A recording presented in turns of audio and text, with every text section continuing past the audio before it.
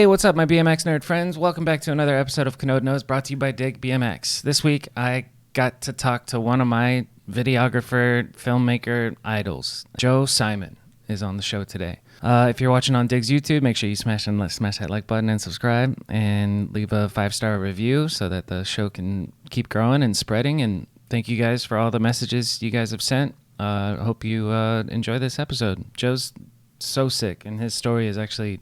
He's been in the game for a long time. We talked about everything from his BMX career to what he's doing now as a DP and cinematographer outside of, and he dominated the wedding space, but you'll get into it. And I hope you enjoy this one. Hit up rarlife.com, promo code Kanode, and get 15% off Rar Superfoods. And yeah, that's enough. Here's Joe Simon. Hey, Joe Simon, you long-haired, luscious, beautiful man. How you doing? What up, what up? Good to chat. Thanks for having me on. Yeah, thanks for coming. Shit. So you've gone the furthest out of BMX. If I had to make a wager, I would say you've gone the furthest from BMX into the film world and the success you've had. But I'm not sure if everybody knows your whole story. While I was kind of like researching you, I found you had some clips on a really old a really old ride video, and then I was looking into the shadow. I think it was called The Calling. What was the shadow video that you directed? The Calling. Yeah, that was one I did. Yeah, and I had some shots in the next Into the Void, but I think at that point I was like, no more BMX videos. I'm done with this shit. Yeah. And then obviously I made more later on, but you ended up making like mutiny videos that stood out because it was the most high quality BMX videos at the time. Like it was like 2007 or 8, I think. Let's Get Mystical, right? Yeah, right around that time. I think 2008. And at that time, HD was just getting introduced to BMX, and you really did it, man. But let's start with this. What's your earliest memory in your BMX life? In my BMX life, I mean, probably the earliest memory is where I started was at that point I was living in Long Island, in Shoreham, which is kind of like one of those epic BMX tracks back in the day. If anybody was a racer, knows that world. I lived 2 blocks from the track, so my friend had like the shitty 60-inch Kent bike, and I borrowed it, and we went and broke into the track in the middle of the week and just were riding, and I was like, dude, this is amazing. And I basically just was, at this point I was 16 ish, 15, 16. So 16-inch bike was way too small for me, but it was just what my neighbor had. So we were just shredding jumps on those until I destroyed it basically. But that was like the beginning of it. And our middle school had trails behind the middle school. So basically we'd ride the trails, and then we'd race on the weekends. I had like a Elf double cross, and Robbie Morales was racing, and a few other people at that track were like, the stars. So yeah. Who was the first like star that you ran into and you were like, holy shit, that's is it Robbie Morales? No, I think Ronnie Gasca, I believe is the name. Keith Terra was there back in the day, and Brian Irarochi, kind of like that whole crew was at the track. I was like this really loser beginner kid, even though like I think they're actually younger than me. I just started so late that by the time I got in, I was like the beginner on the bike that was couldn't do shit, and they were just like flying over all the jumps, and I was like, man, that's sweet. I started when I was pretty late too, like 15 or 16, and I just never learned how to jump. I just stuck to learning shit on flat ground, but it seems like you figured it out. I started racing though, so it's kind of like that's where I got my start, was racing and jumps. And that's a cheat code for bike control. Yeah, like BMX street riders who started racing have the biggest advantage. It's crazy. I just like built in. It's like the bike's part of you.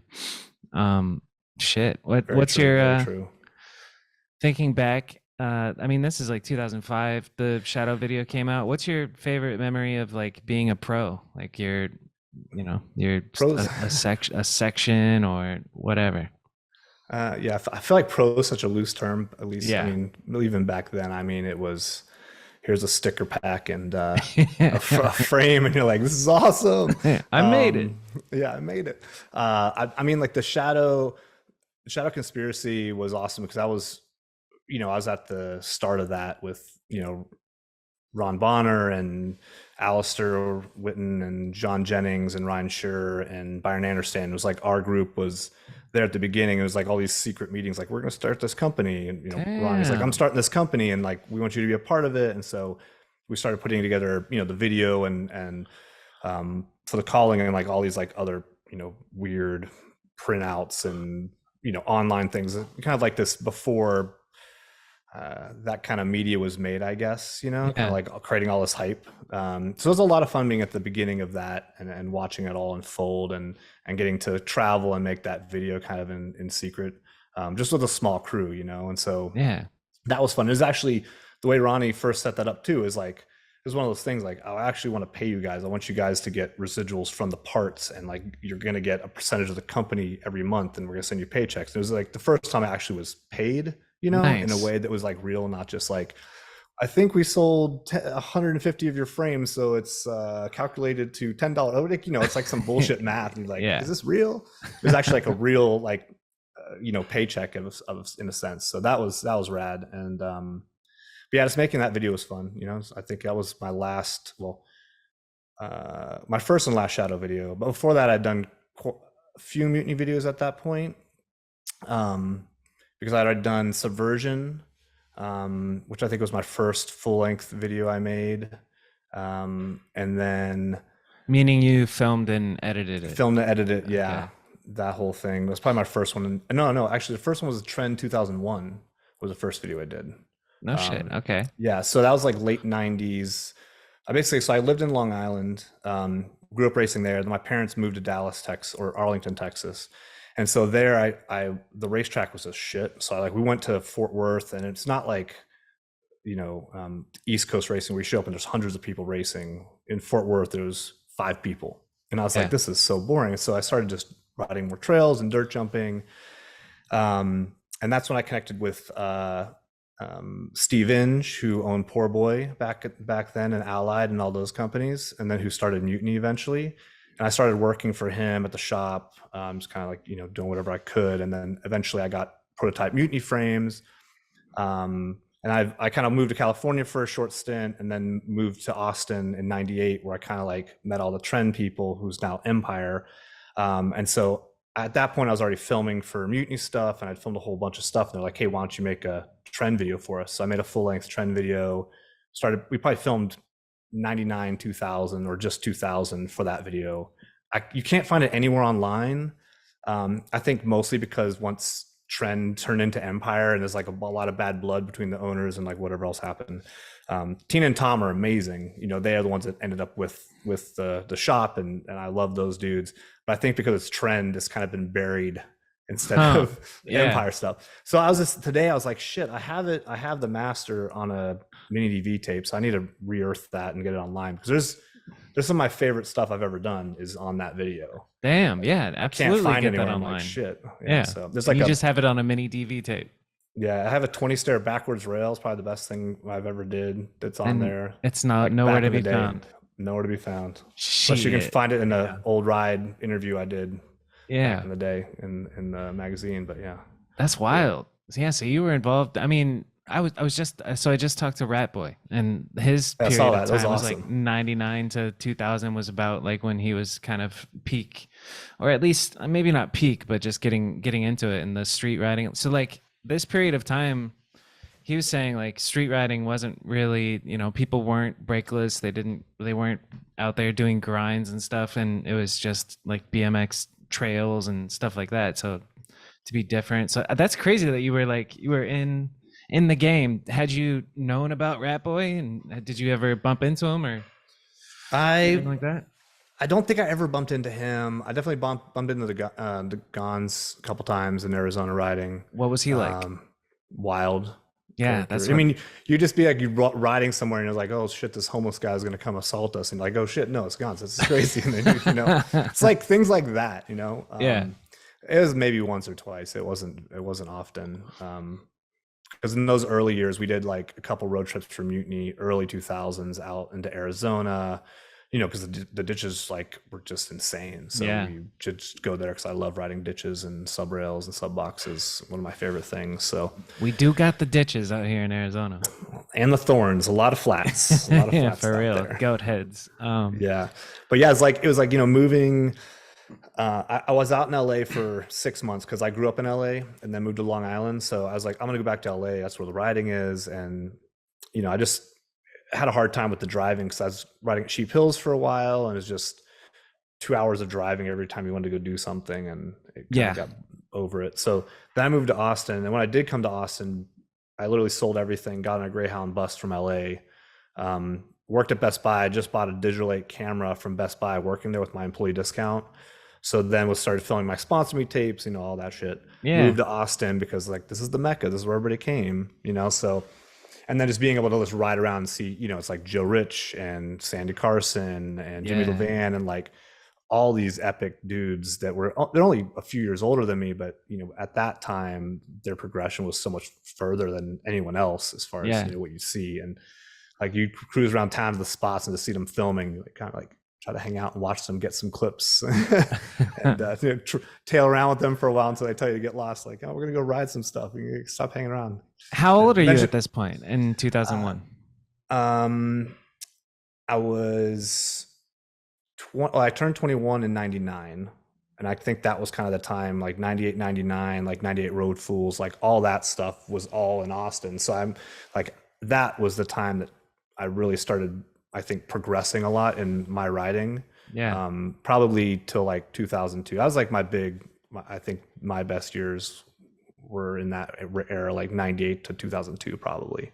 That's dope. Where I was really pushing it before I became more concerned with the filming side of it than the writing side of it. I had to make that choice because I was like, you get to a spot and you're like, oh yeah, this is awesome, I'm gonna ride, and then you're like, oh shit, I gotta film. So it's like, do I want to film or do I want to ride? You got Yeah.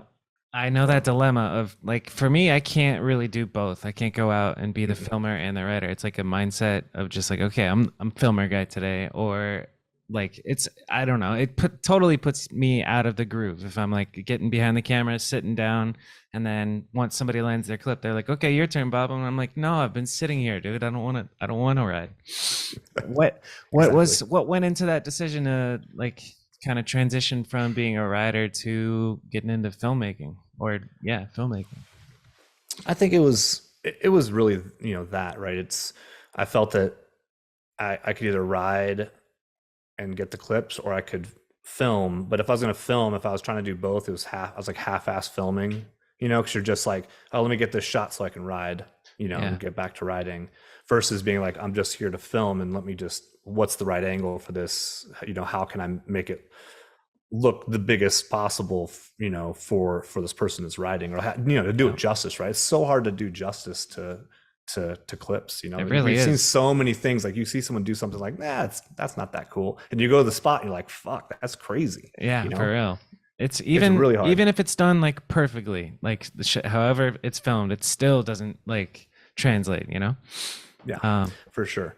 I think that, and that, I still, was riding for quite some time. I think all the way till, like at a decent level till probably like 2006 or seven. And then kind of like started keeping it chill. Like, I was riding even yesterday at the skate park. I busted my ribs doing a alley-oop grind at the bowl. So I got some nice bruised ribs today. So it's like still riding 44, still happening, but dude, BMX hurts.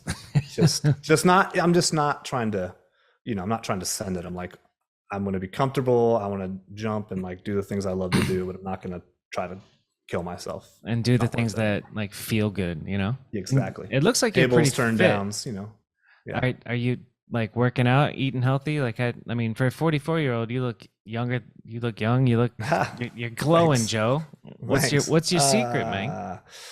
I'm active. I'm very active. I kind of like an all sports person in the sense that I just pretty much all my travels involve riding. Like I'm either riding mountain bikes or I'm snowboarding or I'm surfing or hiking, or like I'm just doing stuff all the time. Yeah, dope. That's most of it, and trying to stay healthy because I think that I don't riding BMX, we've all had a lot of injuries, and it's they definitely catch up to you. And it's like, when you're 20s and you fall, you're like, ah, great. And next week you're fine. Yeah, When you're 40 and you fall, like I sprained my ankle last September, like a year and 3 months ago, and my ankle's still fucked. So it's like the that's older you real. get, the longer it takes to heal. And it sucks because you're like, oh, that's not bad. I'll be fine in a couple weeks. And it's like, Yeah. nope.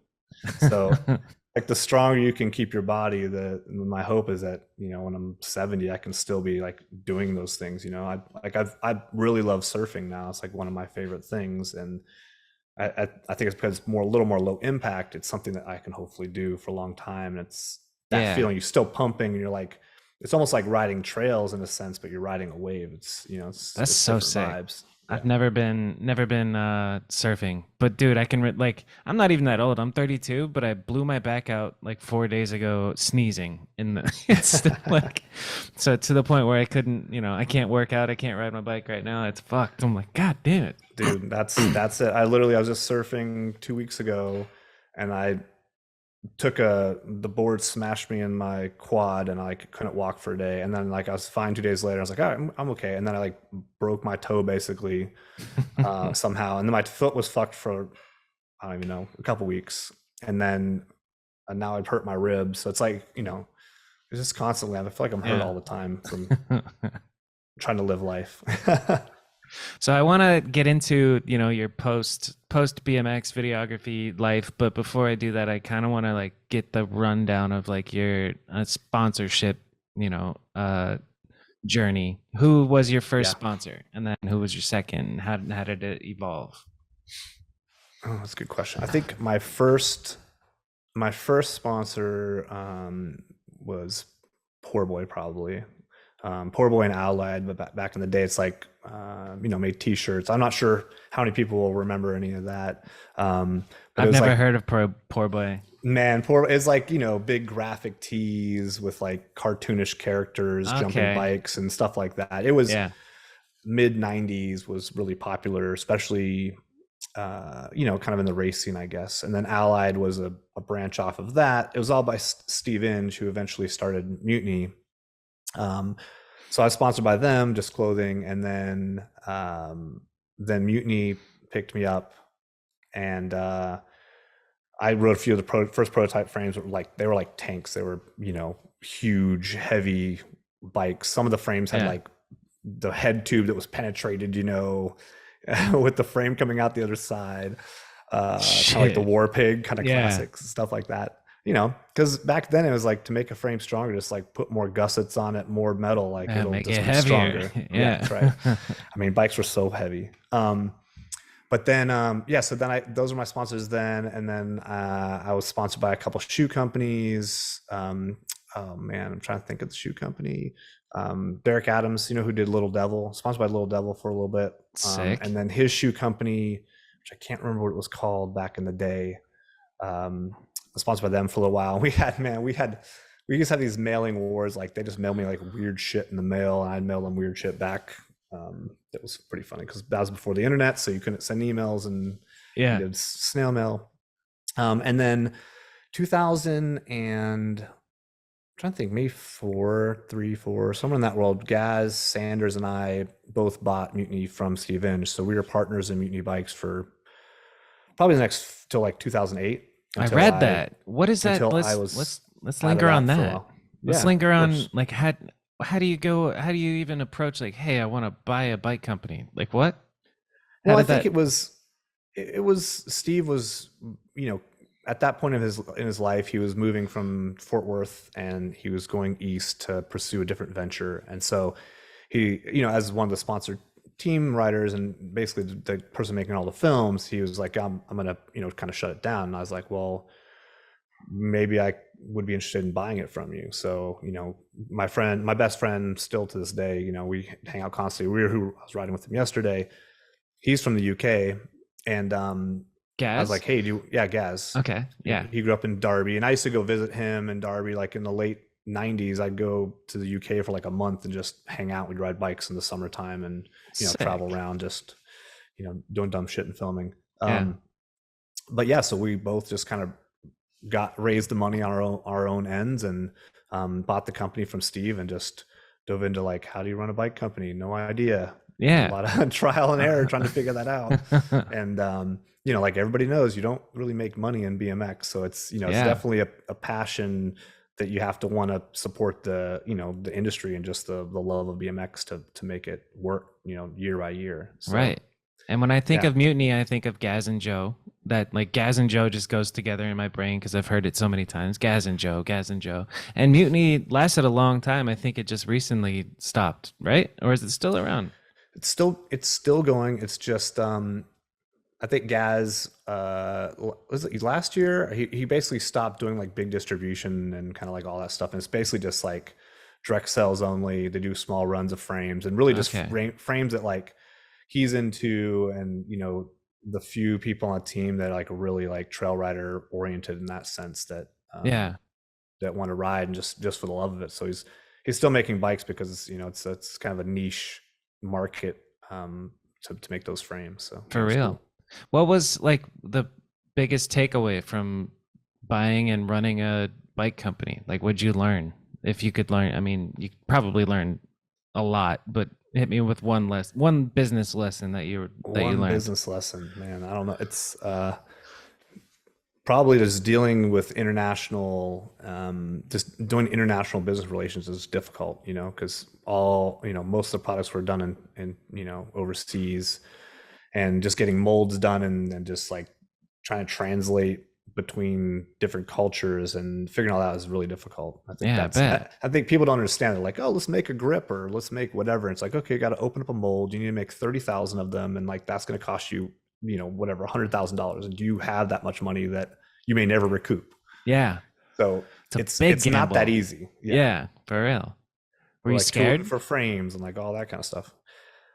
No, because I was too stupid to be scared. It's like My guy. it's like that Yeah. kind of thing. You're like, this is easy, no problem. And Yeah, you make a fuck it, lot I'll of figure it mistakes. out. Yeah. Yeah. What was your biggest Um, mistake? um, man, I can't even remember. We never did anything that dumb where we over ordered, or anything like that. So it it was pretty small. So it wasn't that bad. Yeah. I'm sure Gaz will remember a mistake that we made, but my memory is terrible. I'm always Yeah. like, it all seemed to work out pretty No. well. Is it under? Because I know, like, for Sparky's, for example, has Shadow and Sabrosa, and it's all under one distribution. Was Mutiny? It's just kind of a one-off thing, or is it under an umbrella? Like, what was the structure of it? Like, Mutiny just a frame company alone, like ran out Yeah, of that's it. hinges. Yeah. Huh? So I mean, Mutiny was at one point. I'm sure he had a overall business umbrella for it at that point. With his other clothing companies. But once we purchased Mutiny, it was just that was it, just Mutiny, because we didn't do anything else. It's Yeah. interesting, man. That's so. When I read that you guys bought it, I was like, "Damn, that's a bold move, man." It seemed easier to buy something than to start another bike. Like there's so many bike companies, and every couple months someone's like, I have a great idea. Let me start a new frame company because Yeah, there's not enough of those around. You're like, all right, cool. I've seen a couple of those come and go. Yeah. You know. It's hard. It's hard work. And then I think in 2008, I basically left the company just because it was, my pursuit of filmmaking was either like I 100% into filmmaking, or I'm 1 foot in filmmaking, 1 foot in Right. BMX, Yeah. which it's just not. Same thing. Half-ass one. You can't. Yeah, it's too hard. It's too hard because the filmmaking world is, it's you have to be like 150% all the time Right. because your chances of actually succeeding are so low. Until you're established enough. And back then, I was I was doing nothing except just trying to make enough money to survive and get the next job. So How were you making money to survive? Like when you at that point in time when. Like, what was the last BMX video you were making, and how were you making a living while you were doing it? I think making BMX films, there's wasn't at least at that point there wasn't really money to be made. I remember Right. a few times, say like Let's Get Mystical. I can't remember. We're like, okay, this is the amount allocated to me to make this film for a whole year, which was not much, Right. honestly. But I would um, guess like 20K, maybe. No, I don't think it was even Less. that. It Okay, was less than gotcha. that. I Yeah, think it was. I think it was like more in like the 10K world. Um, but I can't do numbers are so and that's arbitrary tough at to this live point. off of, dude. But yeah, I mean, 10K. I never did. I Yeah. I basically like early on I started doing wedding films like in or wedding videos in like I don't know 2001 maybe at the same time I was doing BMX stuff because Interesting. there was no money in BMX. I knew that, and I loved to do it, and I just wanted to do it to make the films. Like that was Yes. it. Yeah. And so my idea was like, well, what can I do that doesn't matter? Like I just someone will pay me to film stuff, and so I started making these like wedding videos. Had no idea what I was doing, but people don't care. There's no like prerequisite to be like film a wedding. You know, it's Right. just I have Yeah. a camera and you get a few demos. I think Byron Anderson, we were roommates for a while, and so his sister was getting married, and he's like, "Why don't you film her wedding? I'll give you 1 month free rent if you film her wedding." And I was like, "Sick!" It's like $400. Let's Yeah, do it. dude. Balling. So that was your first one? So once I had a demo, I was like, "Great, I have a demo, and like let me just put this out there," and just like hustled to get more and more and more, and so that's basically how I was making money. Like I haven't had a real job. Like I haven't had a job since 2004. I've been just full production because the Nice. BMX side really didn't pay money. Like the BMX videos I did, like there wasn't really money in that. It It's was the other passion. stuff I was doing that was Right. Yeah. making money to survive. So making wedding videos just so you can make BMX videos. I can relate to that a Yeah, lot. exactly, exactly. So I did uh, that for like too long, and I got like Wedding way videos, too you mean? yeah Like too wedding long? videos. Okay. You got way too Many, good at it and you ran seminars teaching people how to do it. I remember yeah, hearing about that yeah, and I was like, that's fucking awesome, dude. Like you went yeah. from filming in standard definition weddings, like dad cam, linear timeline to creating mini short films that are top of the game. I think top of the game for wedding videography. Like you reached the pinnacle in my opinion. I'm So that's then, yeah. That was the hope. That was the hope. I mean, I think 2000, like right when I finished Let's Get Mystical, I started traveling, basically like only doing travel destination weddings. So So you know, sick. I did multiple weddings in Italy and in like the Maldives and in India and in, I don't know, like everywhere basically. Yeah. Um, and at that point I was charging people like $30,000 to shoot a wedding. So Fuck yes. That's awesome. and that was the problem is like, well, if they're going to pay me this much money, well, I can't say no, you Yeah. know? And it's like the cycle of like, I don't like doing it, but am I'm I really going to good say at it and I'm no? making Yeah. good money. Yeah. Yeah. Am I going to say no? So I just kept doing it. And the cycle just kept repeating itself because you're booking a year in advance. So your Yeah. schedule's already booked and you can't get out. Yeah. And so like, I did that for like, I don't know, too many years until I started doing more like 2012. I started a commercial production company and then started doing more commercials and then weaned out of the wedding side and just in the commercials and The films and that Delivery stuff. Men, right? Yep, correct. Yeah. 2012 is when that started. Yep, 2012. When did you realize that the real like cinematography world doesn't take wedding filmmakers serious? Uh, probably in I mean, probably right away, but I didn't think about it. It's like Yeah. it's money. Everybody else I knew that Yeah, was doing for real. filmmaking was like, they're like, I'm gonna make movies. It's like that sounds great, but you're like living like a starving artist, and then they never no one I knew ever made it. Yeah. They then ended up getting a job Yeah. eventually because they couldn't Exactly. survive. So that was my mentality. It's like I don't care. But then eventually, probably 2009, 2010, I was like, well, this isn't a serious thing. I mean, even though it's extremely difficult to do, Yeah. you're at a live event, you're under a lot of pressure. If you mess this up, you're ruining someone's Like memory of what forever. Yeah. should be their favorite event or whatever. Like I have a very different outlook on weddings because I think it's all bullshit anyway. But the amount of money people waste is so fucking stupid. You could have bought a Yeah. house, you could have done so many other things, but you want to have this party and anyway, it's really What was stupid. the most you charged for a wedding video at like Uh, at the peak? it's probably between 30 and 40K, I'd say. That's pretty Something in great. that world. That's Yeah. fantastic. And so I know, all right, let's talk about the Coldplay thing. Can you talk Oh about that? shit. Yeah. Because, all right, let me tell you something. Because I ended up working for Sabrosa, and your situation with Coldplay is the reason that they insisted that I clear every single song that we put out for Sabrosa. And like, thank you, Joe Simon, for getting it in legal trouble, because it taught me how to like reach out to artists and get music sync licensing agreements going. This is like Yeah, yeah. before, I think maybe music libraries existed, but I didn't know about it. So I'm finding people on Bandcamp, having them print out a contract, sign it, take a picture, and send it back for a little like bike check video. It was overkill, but it was a good learning experience. So anyway, Yeah. uh, so I know that it was a promo for a wedding. It was just like the teaser video that was on your Vimeo, but it went super viral. And then tell me the story. What happened? I mean, I think it's so funny. So it was for Tony Romo's wedding, Dallas Yeah, Cowboys quarterback. I don't even watch, like, I call it sports ball. I watch no sports. yeah, sports I ball. like I call it all sports ball. I'm like, I don't care. Um, so, and everybody's like, you're filming his wedding. I was like, I don't even know who this guy is. Like, who is It's this? just Tony. Yeah, I like Tony, Tony. He's a good guy. So yeah, so it shot his wedding. They're like, we want this song in our video. I was like, cool, great, I'll put it in there. And then, I did like a highlights video, and then it's obviously famous-ish people, and they usually don't want that on the internet. And so I emailed the wife, I think it was Candace was her name, could be wrong. And I was like, hey, do you mind if I post this video? She's like, oh yeah, it's cool, no problem. I was like, oh, rad, okay, cool. And so, like, I was in Italy at the time on another job, and so I posted it, went to sleep.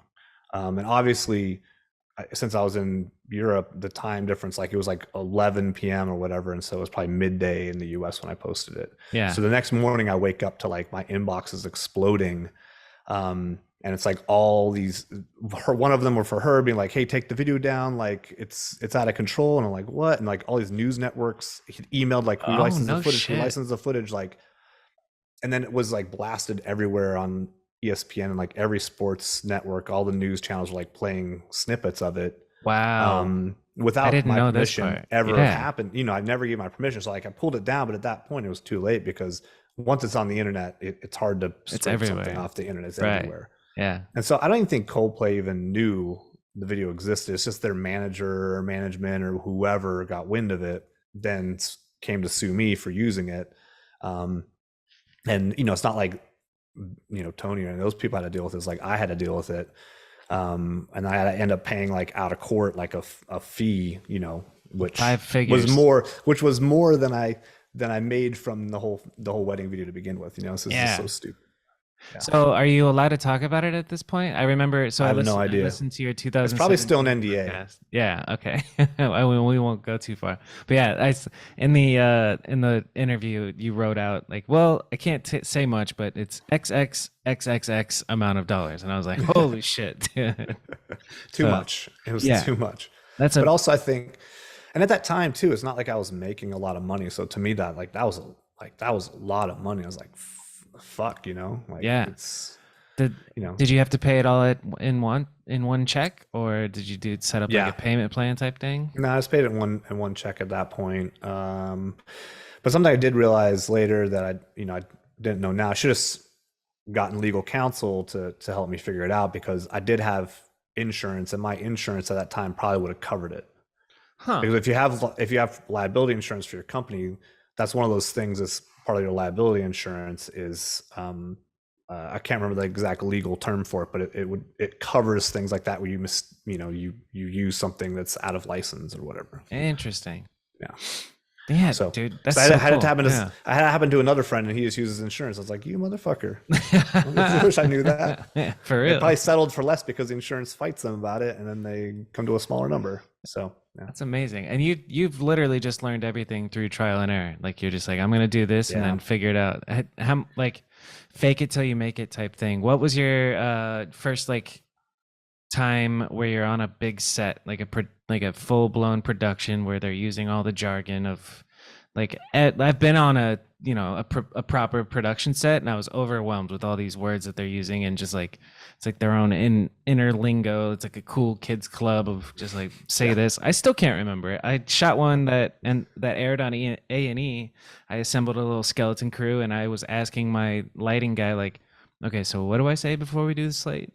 Yeah. So it's what was your first time on a production set, and how did it feel faking it?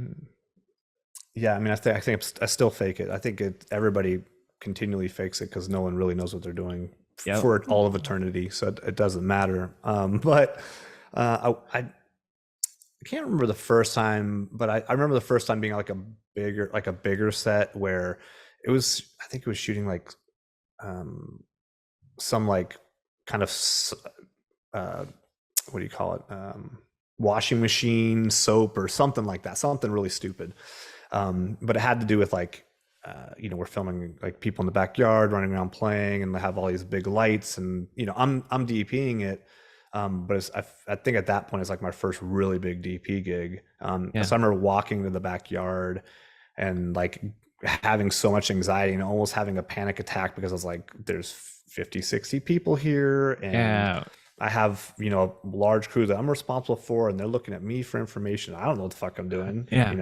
So I just remember like being super stressed out and like having to go walk around the corner and just like breathe for a minute and be like, it's just another day. It's fine. And Just then another walk back day. in and then just make it happen. Yeah.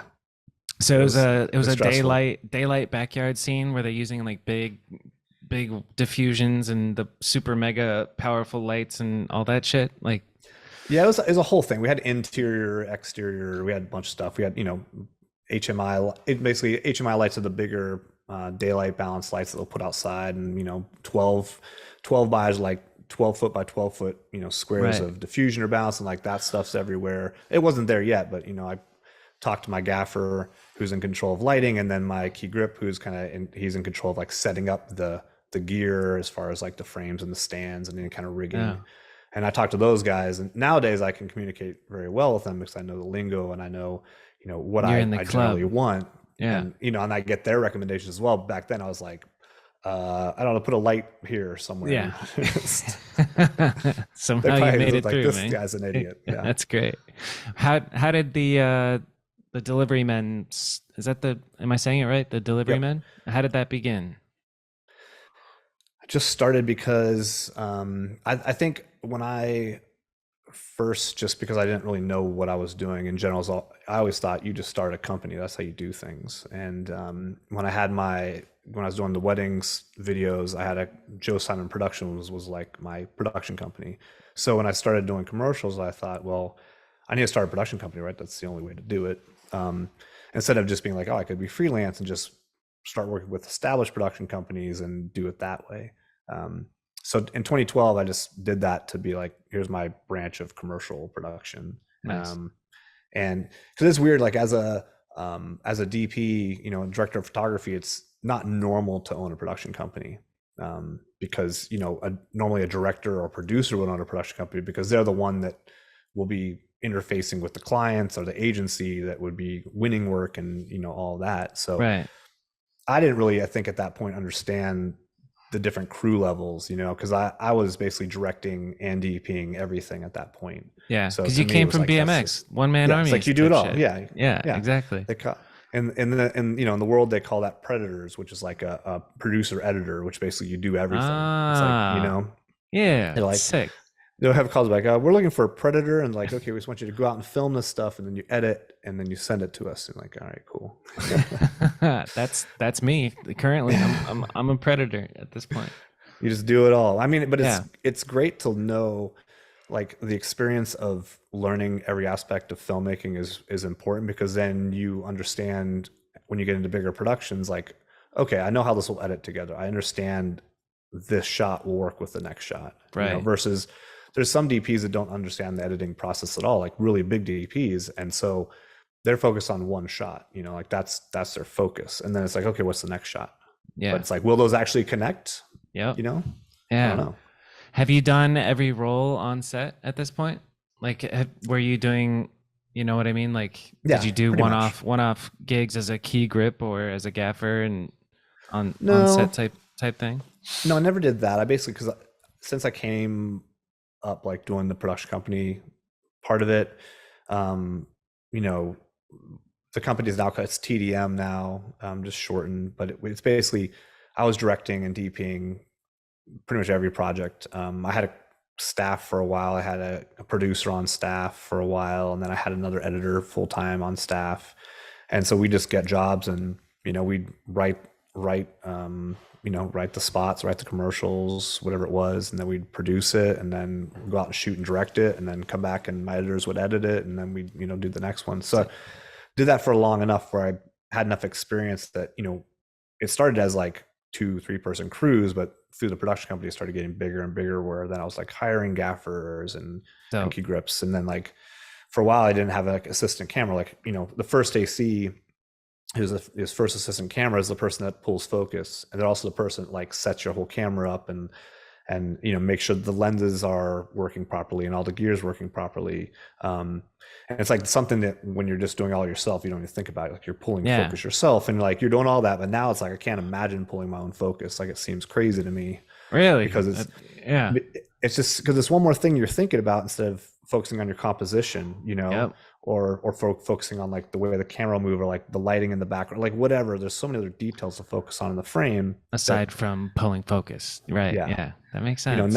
It's like nowadays I have, first AC and a second AC. So I have 2 camera assistants, and the day before the shoot, they prep all the gear, get everything ready, and they show up the next day on set and the camera's built, it's all ready. And I said, I work like put the 6 over here, put the camera on it, like it all gets set up, and I'm working with the director to get the shots set up and figure things out with my lighting team, because it's just too much responsibility that you can't do all that. You have to delegate and be able to work as a team to create the content. It's specialization, and then the higher level, the more people you can have who are specialized at their own thing, and then you come up with something magical. Like just scrolling through your Instagram and seeing stills from your shots or your projects, it's incredible. And there is like, thank you, it's crazy the gap between just like kind of winging it and making content like I'm doing, like just like nowhere near the gap between where I'm at making cool little skits to where you're at is unbelievable. Do you remember your first like big client that you got with TDM, and like when the one where you were like, oh shit, this can be a thing, I'm gonna do this, I mean, I think we did a couple cool like car to go spots back in the day, which I remember that being like a pretty big deal. I don't think it's a company anymore, but for a while it was. Okay. And then there was we did this doc series for a company called Mauser. There's like a giant, like if you do electronics, it's like this place where if you're like, oh, I need to solder together some boards or whatever, like you would order all your stuff from this company. It's like a huge like electronics brand. But they had this guy, oh my God, I can't remember his name. I think it's Grant Imahara. He was like one of the guys on Mythbusters, and he was like their like face of the brand. And so we got hired to make a 4-part documentary series, like 3-4 minute documentaries, but it was like a huge, huge deal as far as like how much money they're funding for the project. And we're going to go to like Tokyo, and we're going to Germany, and like all these other places to film these like docs. Yeah. And so that was probably our first really big one, where I was like, oh man, this is, our whole summer is just this project, and we're going to amazing. 4 like locations, and we're responsible for finding the crews and getting the permits over there, and like getting fixers, like all the stuff you have to do when you go overseas, which is pretty crazy. And that stuff, those details are handled by the producer. Am I right? Correct. Cool. Yeah, correct. But being that it's my production company and I have an in-house producer, it's like I'm the executive producer of everything, which is basically like I oversee everything and make sure like if it goes wrong, it's my fault because I didn't make sure that it was done right. So not only am I like directing and DPing, and I'm also like executive producing. So it was definitely a big learning experience, but it was like we pulled it off, and the clients were happy, and we did it for another year after that. So we had 2 years of that with those guys. So nice. And then it was a lot of fun. So it's a production company, and then you only got to get, a couple of really good paying big projects for the year, and you're kind of set. What the first year of the delivery man, and you don't have to answer this, but I'm always curious, like how much net revenue did you bring in for TDM in your first year? Ooh, probably not much the first year. I feel like to me it was almost like I was weaning myself out of the wedding world. I said net, but I meant the other one, gross. Yeah. I think the first couple years it was like only a couple projects. It was like doing weddings and then doing 1 or 2 commercials, and the next year was like, oh, we'll do 4 or 5, and then it was like 6 or 7. So it kind of like slowly transition instead of just being like stop and like change over. Yeah. Because I didn't think that was going to be a good way of business because building a production company takes time. Yeah. Um, but I think, at first we probably didn't make that much. I think maybe 100,000 for the year or something like that, maybe the first year, That's and then like it started like building up from there. that's Um, great. yeah, That, it just, like commercial, it's crazy. People waste so much money making commercials. It's just like the yeah. industry is insane. I mean, most of the commercials you see on TV are, easily, 500,000 to a couple $1 million, for Sheesh. every single one. Yeah. You Wow. know, it's pretty crazy. We so I work this plaque on the wall is for a company called New Reach, and they have education courses, and the stars that they have a show on A&E called Triple Digit Flip, and we wanted to run a commercial during the premiere of their show, and we were shopping around production companies in Arizona, getting the lowest bid that we got was like $20,000, and I was like, I think I could do it for 5 grand, and I took 5 grand and I made two commercials that aired on A&E, and just Hell learned yeah. I learned so fucking much about all the things I did wrong and all the like the jargon and stuff. And if you put me on a set right now, I'd be so intimidated, dude. But That's still, how you do it. You got to learn. I mean, but that's also yeah, the thing is like you do it for a while, like you do it on the cheap for a bit, and then you like realize like, man, I'm really killing myself for what these people think is they're also saying like your client's like, oh man, this is so cheap. This is great. We can use all this money for something else instead of like paying the actual price that it should cost that they yeah, know what it should exactly. cost. Yeah, it's So wild. like that's always the thing. But yeah, I mean, production is crazy. I mean, nowadays my production company does less stuff. So my wife Katie, she quit her corporate job 3 years ago now, and so she works with the company. It's basically just me and her. She also does pottery. It's kind of like her two things. She produces and does Sick. pottery.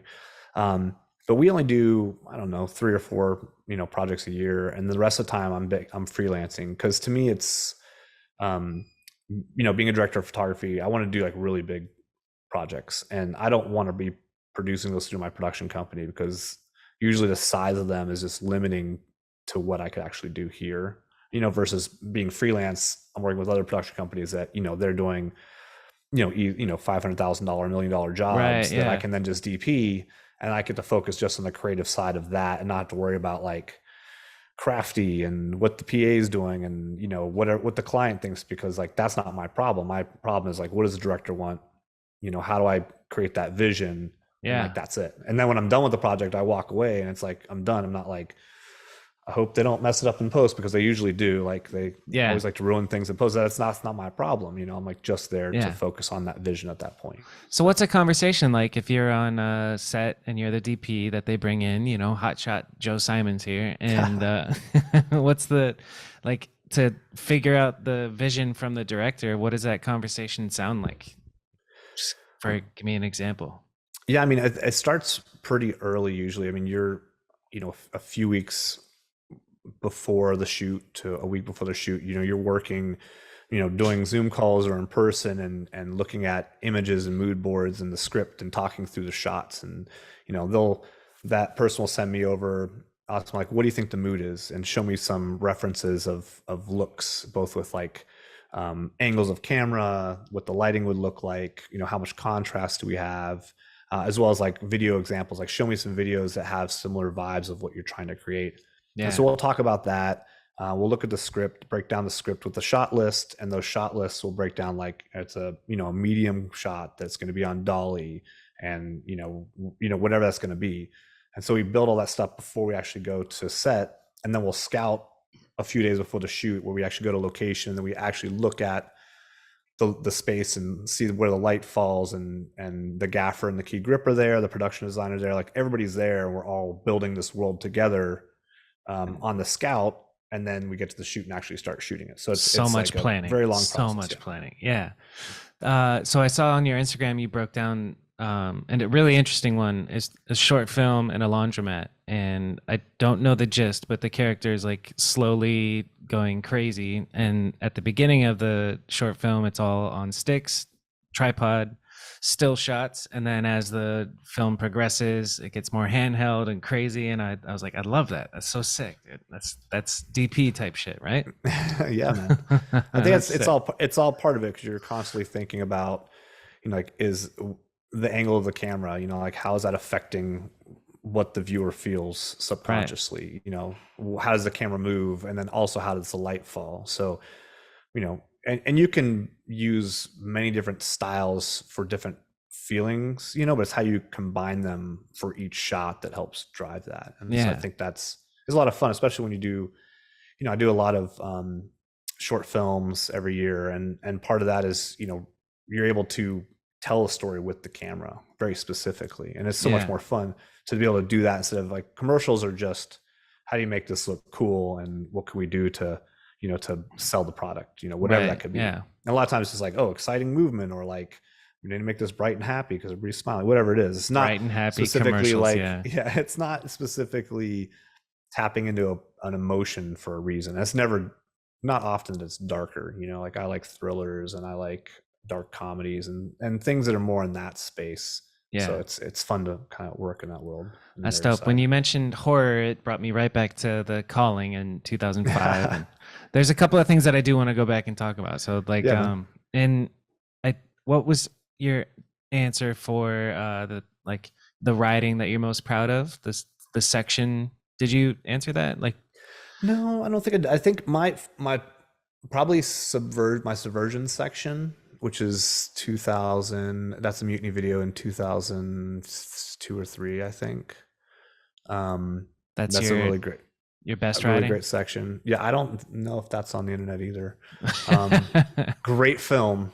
I Yeah. think what happened was once the Coldplay thing happened, Gaz and I were doing Mutiny at that point. We pulled down all the videos because it was like, oh shit, we're gonna start getting sued for these. Because like my name's attached to it, and then like Yeah. they They're started like digging into coming that. after you. But I Yeah. think everything got erased. I still have it all. I need to re-upload stuff. Yeah.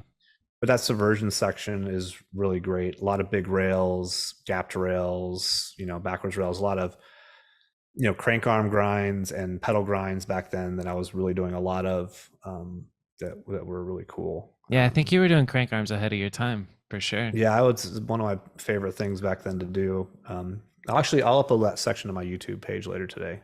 Hell Um, yeah. I would love that. Yeah. so, And then, and then I think in the calling, I like that section as well. The calling was fun. I think it was like not as aggressive as my earlier writing though. At that point, I think later on in the years, being that it was 2005.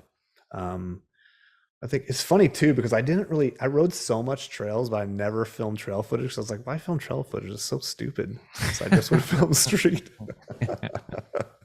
um, but yeah, like I did a wall ride to opposite 270 out. I think at the end of that, that was like a really, sick. it just felt really nice, On a flat wall or a curve wall? curve wall Yeah. ride. Yeah. Yeah. The It's like, famous brick one that's in Texas? Or no? it's one of the famous ones. Paul Buchanan had a bunch of shots on that one, the one that's in the calling at the very end. But in Subversion, I do the 180 curve wall ride there that I did a wall ride to hard 180 out, which was like back in that time I was like, that's like amazing. I was like, holy fuck, I can't believe I did that. You ride around a Yeah. curve wall. This is so crazy. And I also did the curve wall. There was a 91 that I rode up and then did an ice bonk on the top of it, which was just like a 8-foot tall wall, Sick. Yeah. which was like, Dude, curved wall is one of those things that, like, to the layman or just a normal person, they're like, holy shit, you can ride your bike on the wall? That's amazing. how's that possible? Well, yeah, it'll never get old. I mean, Curved back wall. then it was just, I mean, no, like I can't remember who was the first person to start doing it. I don't know if it was like Taj or someone else. I actually did like that wall. There's a really awesome picture that I can't get a hold of, but it was that 90-degree one. I think Taj did it first. Like he hit it and like did a tabletop out of it. And I was like, dude, that's fucking sick. I want to do it. So I went back and did the same thing. But I think because people were like, oh, fuck Joe Simon, I can't believe he did the same thing Taj did. It just like got this, like Taj is incredible, obviously. Yeah. But I was like, I want to do that. Looks fun. So I think who did it? Mark Losey took the picture. Yeah. Never seen it, but I saw it in the back of the camera. I was like 2 feet out of the top of the wall, That's sick. and it looked fucking ridiculous, but never saw the light of day. Shit. Well, that's what you get for trying to ABD Yeah. Taj.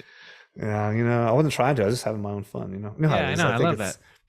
I think that it's crazy how negative things get so quickly when people are like, "Oh, you're trying to one up somebody," and it's just like I'm Yeah, just trying to have fun on my bike and just that's the see spirit. what I can do. Yeah. I can't imagine you like worried about any BMX rules or etiquette or not maybe etiquette, but rules Yeah, you like don't want to be a dickhead, but yeah, exactly. Don't be a dick. Don't like one rule that I like is if you're on a trip and somebody your teammate's trying something on a rail, don't go and do the thing that he's trying to do. Like here's how you do it, man, and go do it. that's always the problem when Yeah. you're riding with people that are way better than you are, and you're like, Yeah. "Oh, well, Hang out leave my here, bike guys. here." Yeah, hang out here, guys, for a half hour while I try this very easy for you guys to do trick, but it's me doing it. So yeah. Do you prefer riding with a group of homies or one-on-one missions with the filmer, Um, or at least back in the day that's when you were great. in Yeah, I it? was like, man, back in the day, I think I always enjoyed the group trips, because people get hyped. You're like one person does something, and then you're like, oh shit, that was sick. Yeah, Let me it do keeps something. And going. yeah. Yeah, There's a lot. We had a lot of great trips with people. yeah. I think like I remember that Subversion video. I mean, we had some great road trips, and like I had a really shitty Honda, like '80s Honda Civic that was like such a piece of shit. And we drove up from Texas to LA, and Neil Harrington was with me, Gaz was with me, and I think one other person, I'm forgetting who was also there. We that was the trip that I don't know if you remember the Subversion section with Neil Harrington. I think I watched it. No, Um, if it's not online, I didn't watch it. But I just watched something where you and Neil Harrington were in it together, and more people too. One blonde dude, and I think somebody did a crank arm. Neil Harrington did something super tech, and I was like, oh, that's classic Neil. I don't know if yeah, it's the Subversion video or not, but it was a version. We went to the Moore Park High School or college. I actually yeah, grew up. So I grew up at Simi Valley, which is like next door to Moore Park. Um, the school I'm talking about that had like all those low rails. I don't think it's there anymore, but it had these like low rails that were just like insane. And Neil did an alley oop backwards rail down the stairs, and I'm pretty sure it was the first one ever done at that's that point. nuts. Yeah, And whatever 2002 or three when that happened. yeah. He also did like a hand plant over a rail somewhere. Yeah, down a set. Down I think. yeah. Okay, well then that's totally the video I watched because I remember the hand plant hand plant 180 down a rail down a proper Yeah. set. Right? That's so Yeah. crazy. Yeah. Neil was Just one like, of those dudes way ahead of his time as well. yeah. He did Do you great. still you stay in touch with him? What's his?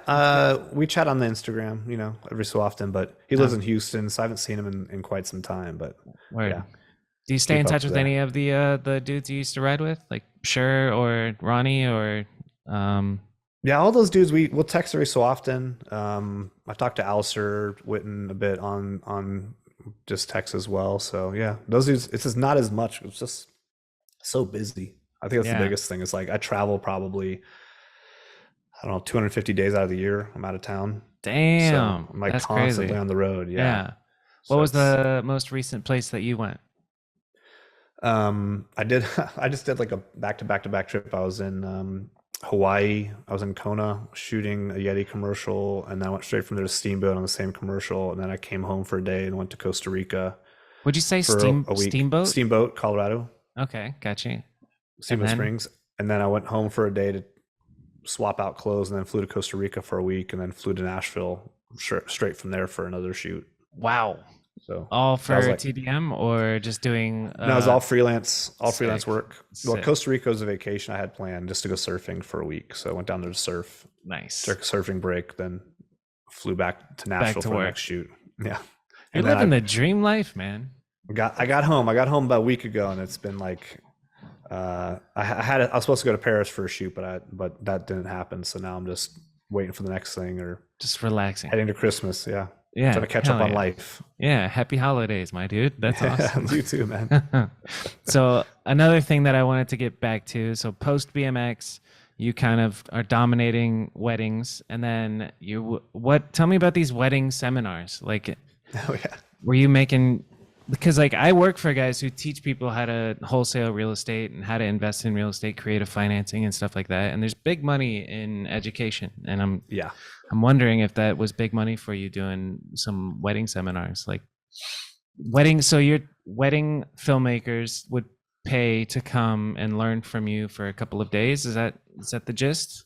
Yeah, I mean, it was decent money. I think at the point is basically the height of my, I guess, wedding film days, and so people are trying to learn the techniques, like how do you do this? What's the one on one on like how to make this work? Yeah. Um, and so it'd be a mixture. Some I'd go speak at conferences, like I've done. I do a conference usually where I speak for an hour, and then I'd also have a workshop, like a 1 or 2 day workshop on the side, the same thing. So I'd get paid to do the conference, and I'd do like it's $2,000 a person to come to this workshop. What do you do Whatever. at a workshop? Do just hands on. It's like this is back with the glide cam days. This is before Yeah. gimbals at this point, but this is how you set it up. This is how you operate it. Here's some tricks that I use. Then go into basically everything. It's like this is how I prepare. This is like pre-production, how you should work with your clients. Here's how to get more clients. Here's how to do it in post. Like this is basically a run through of like creation of a wedding video, Yeah, that's great. front to back. I still Um, have a little urge to make a wedding video. How do you take it from the chronological montage that I've done? I shot Brian Kaczynski's wedding, by the oh, way. nice. Yeah, that was fun. But it's just, Shout out to Brian. shout out to Brian Kaczynski, nicest man on the planet. Super nice dude. But it's just like the same formula. Just like document the day, make sure you have good audio of the people talking at the thing. But how do you take it from that type of wedding video to what you ended up doing, making short films with, like you're scheduling shooting with the couple prior to or after? What's give me a little workshop, Joe, like a Yeah. 5 minute workshop. Like if I can even remember what I did back then. It's also weird because I think that at the beginning, no one will give you the time of day to do anything creative, and it's also you're working with a photographer, and usually the photographer's in control. So the person doing video, it's like you're kind of like Just tag along. second hand of like, yeah, you just be quiet and stay back there, and like, Yeah. maybe you get a chance to do your own directing if you want. So Yeah. I think it took a while to like steal enough shots where maybe the photographer was directing and I'd do some like moving shots of, them walking or whatever to try to like create these montages. But it was, for the most part, it was like, how do you just be a fly on the wall and in when they're getting ready, like get cool shots that you can then use to like build a story of some sort. And like, is there like a letter that's being given that will help tie together a story? And like, be like, oh, the groom wrote her this like wonderful letter, and then she reads it and she cries, and it's like, oh, can you read it out loud to me so I can just record the audio of it and we can like place it over the video. It's like just stuff like that, Right. And then once I kind of built, or not built, but like once I shot a couple of weddings that were like big money, because it's like that's the thing is like if the wedding's at like the YMCA and the decorations are shit and the people don't look that great, like whatever else, like it's all bullshit, but like this is what it is, then Yeah. it's not going to look that good. It's all production design. It's the same thing with the way movies are made. It's like if your location's great, your production designer, i.e. the wedding coordinator, like they spend $100,000 on decorations and cakes and like the venue and the view and like all the stuff. It's built in production. Like, Yeah. like you have, it looks incredible. It's like not that hard to shoot it at that point, Right. Yeah. And that's like the cheat is like once I did a couple that were like mediocre, I was able to get the more expensive ones, and they just had better stuff to point the camera at, and they had better looking couples. Exactly. And then the people started trusting me more and be like, I just need 15 minutes after the wedding to like film you two walking together and like kissing and like whatever other bullshit I needed to like make this sequence. Nice. And then it's like only a 3 minute to 5 minute highlight video is not that hard to create from an entire day of filming, Yeah. If it was an hour long, it would be so hard, like it would be boring, Yeah, But I for think that real. was the key. It was short, it was expensive wedding, so everything looked good already. Yeah. And that's the cheat. So what did you when like one of my favorite parts of being a freelance video company is the negotiation, the talking with the client, telling them what they need, or telling like figuring out what they need, asking the right questions and all that. And I'm kind of forgetting where I'm going with this question, but Negotiating. yeah, well, no, like when you're talking to the couple, are yeah, fuck, I forgot. My train of thought went away. Yeah, forget about it. I know No. I know the next question. Let's get mystical. What were you shooting? What was your gear for that? Do you remember? Oh man, let's see. Sorry, I'm gonna adjust my mic here. Yeah. Yes. Here we go now. This is just something I haven't used this mic in a long time. Hopefully that sounds right. It's a good looking mic. It sounds Let's good too. get mix. Yeah, look at this. Like just like I don't even know what You're a color it is. Silver. broadcaster. Yeah. Yeah. Hello everybody. Welcome to the podcast. Let's get mystical. All right, let's get mystical was right when the 5D came out. Okay. So I remember getting that camera, and obviously it was a huge game changer just because it went from everything's in focus to like I have depth of field control now, you know? Yeah. Although you were locked at like 30p at that point, and it was like a lot of just not noise in the image. What's the word I'm looking for? Aliasing. So like all like the little lines that you see like on the buildings all like moving, Yeah. and just What real is that called? Aliasing. Aliasing. Okay. Yeah. So I got the 5D. So I think it was a mix of the 5D and the HVX were the two cameras. HVX Interesting. 200 was that what that camera was called? That was like the first Panasonic HD camera. Yeah. Yeah. It was those two cameras basically, and yeah, man, it was a lot of fun making that film because it was just like we did a bunch of road trips, and each section was based on locations. You know, it wasn't by parts. Yeah. So it was like there was a Texas section, there was like a Canada section, there was a Europe section. So yeah, it was a lot of fun, like creating that. So then you can keep the essence of that trip, you know, fun together, and like build the story around that, you know, and then like how every trip's a little bit different, you know, like how much partying are you doing, and like what kind of antics do you get into, and like, you know, trying to keep some of that into there so it just wasn't like just trick porn all the way through. Yes. You know, it is nice. I mean, I love a person having a section because then it shows the work that they put in to create all of that. But I think our idea going into it was like, let's just make this the story about multiple trips, you know, throughout the year. Yeah. What was it like working with Randy Taylor?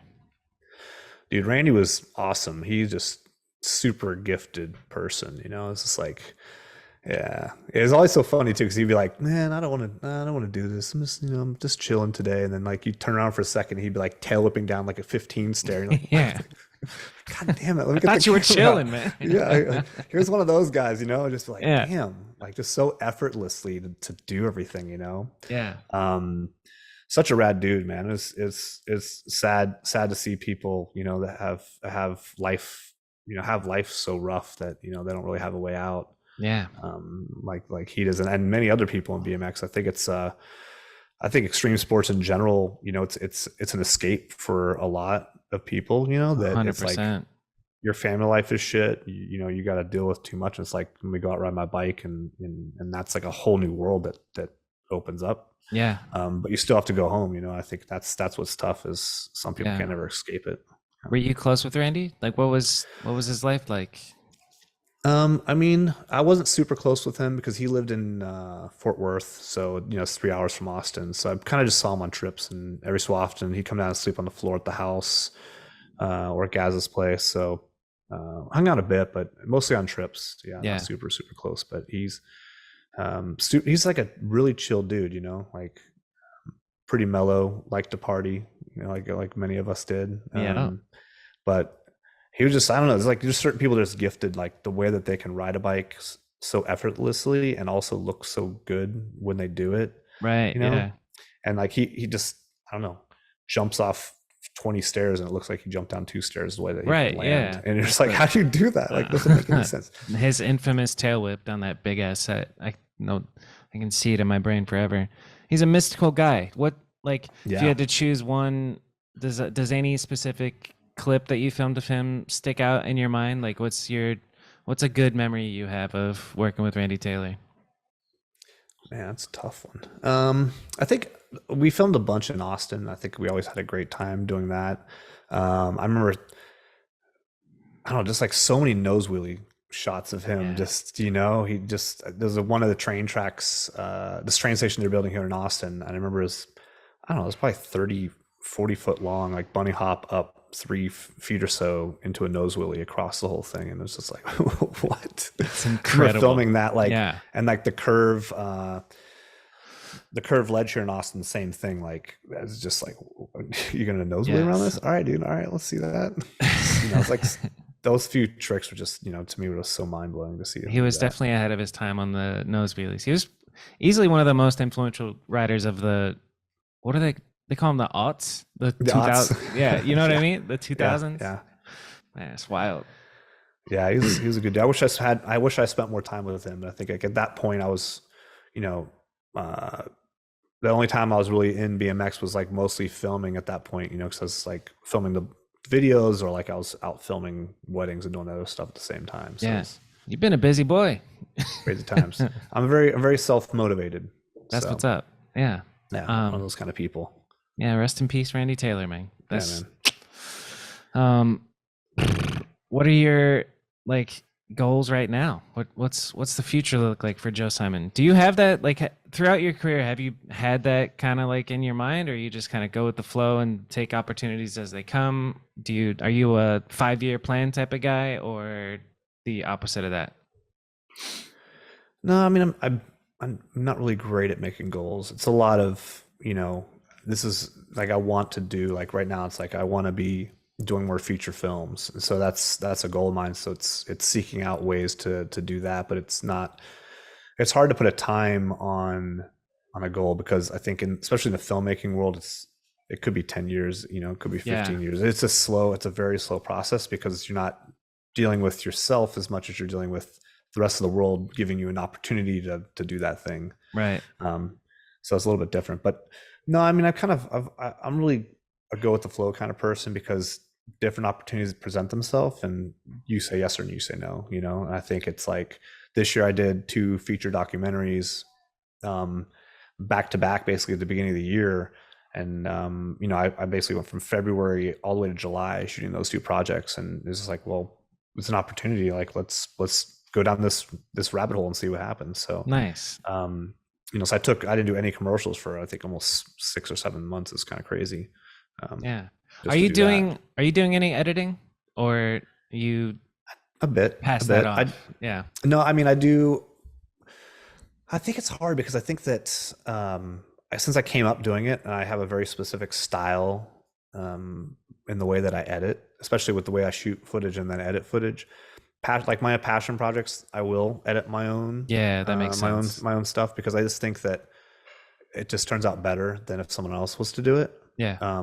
Most commercials and stuff I just pass off, because I don't really want to. It's not worth like Yeah. the effort to do it. And Exactly. time. Yeah. But It, I do. I mean, I'm definitely like that person. I look back at my work, which just kind of sucks sometimes. Like I'll look at my work and be like, my favorite things are the ones that I also edited. Like yeah. I don't know what that says. No, it's tough to pass off Yeah. editing, man. I have to I'm learning it myself right now because I'm managing a media team for my client, and it's just like, I just got to accept some of the mistakes and some of the shit that I would have done differently, and just be like, yeah, it's good. Let's post it. It's relinquishing control is a hard thing to do, especially when you have the vision and you're like, I shot it. I have a vision of how it goes together, but I pass it off, and then you just got to let It's it tough. ride. Yeah. It's tough. I mean, I don't really edit like anything commercially. I don't edit. Most films I don't edit, because there's incredible editors out there, right? And they do a Yeah. great job. Exactly. Like they're incredible people that could do a way better job than I can. But I think it's also a lot of times the people that end up with the work I do are not maybe the best editors. So Yeah. it's I think that's where you kind of like also have to let go of like, well, it's also not my vision. It's that client's vision or director's vision. And so they're the one that's dictating what it is, not me. So Yeah. What was the biggest learning curve when you're getting into this professional realm of filming or filmmaking? Like, color Hmm. grading. I remember for me it was like shooting flat and color grading. I was like, holy shit, this is a whole new world, dude. That's hard. Like, yeah, that's next level shit. And you don't know what you don't know until you see somebody actually like tweaking it like super manually on all the circles. And I can't say I can color grade. I can like take flat footage and make it look decent, but I'm not a color grader, you know? That's a Yeah, whole yeah. whole nother ball game. Can you do that? It's yeah, I can color grade that, but I'm not. I mean, at one point I thought I was the best. I was like, man, I'm so fucking good at this. And then, Yeah. it's like anything. It's like when you're just at the entry-ish level and you learn enough where you think you have power, you're like, oh man, this is really good. And then you just take another year on your life and you're like, I have no idea what I'm doing. It's And there's a perfect. term for that. It's like a Yeah. dumb there's a there's a graph of like you think Yeah, you there know is. everything and then you realize how much you don't actually know. I forget, That's all of filmmaking. yeah, that's all That's all that's filmmaking. life, man. And I used to think, I remember, I don't even know, when I first started my production company, I was like, I know fucking everything. This is great. It's like, I can't believe these people aren't hiring me. I know what I'm doing. I'm like the smartest. And Yeah. like, looking back, I'm like, I'm an idiot. I have no idea what I'm doing. I remember at, at one point, I'll get to your question, but at one point I remember, it's like directing, when you're directing a commercial and you're hired, like I direct some stuff, I DP some stuff, I kind of go back and forth. When you're directing a commercial, you're like basically a hired gun, and the client says like, "This is our idea. We want you to make this into reality." And you're like, "Okay, cool." And you like give them some of your ideas, and they say yes or no. But ultimately, you're just a hired gun. Like it's not for you to make those decisions at the end of the Right. day. And I Yeah. remember like going into a meeting and be like, we were like having a discussion. They didn't like my ideas. Like, what do you? I'm the director. I can do whatever I want. Like I'm the director. Like, don't you understand how this works? Like when back in my younger years, like I think back to that like meeting. Like I'm in a boardroom in this agency, and I'm having a discussion with the client, telling them they don't know what they're talking about because I'm the director. It was like, Oh what a fucking shit. idiot I was. It's like understanding like how the process works and like what your role is super Yeah. important. Yep. It's the same thing on set. Like you're on set sometimes, and like some like a PA who's a production assistant. Like you want everybody's input at certain points, but there's sometimes people be like, I think you should be doing this. And you're like, who, what? Like, who's this? What, where are you? Who's this person? Like, what the fuck are you talking about? Craft services just suggested Yeah. that I changed my direction. Yeah. You're like, this is obviously your first time in set. This is not how sets work. So, yeah. What was the question? Biggest The learning question was, curve? oh, biggest learning curve. I think, I mean, I don't know. To me, the biggest learning curve is I don't know, just trying to create the look that's in your head is the biggest learning curve because you can see it, you can see other people's images, and then trying to recreate that is never the same because there's so many variables Yeah. and they're constantly changing. And I think as a DP for me, it's if you're shooting a scene, say you're outside on the street and you're shooting a someone having a conversation, and a lot of times when you shoot these things, you're spending 5 or 6 hours shooting that one scene on the side of the street. Yeah. And so during that whole time, the sun's moving. The sun's not staying in the same place. So you need to Yeah. make that look consistent, like it looks the same for 5 hours. Which is so Trying to hard. figure out like how do you do that is not easy, and Yeah. it takes a lot of trial and error. And it's still not easy. Yeah. So I think to me, it's like lighting and creating like the consistent image that you want is super difficult, you Yeah. know? Have you heard of Epic Light Media?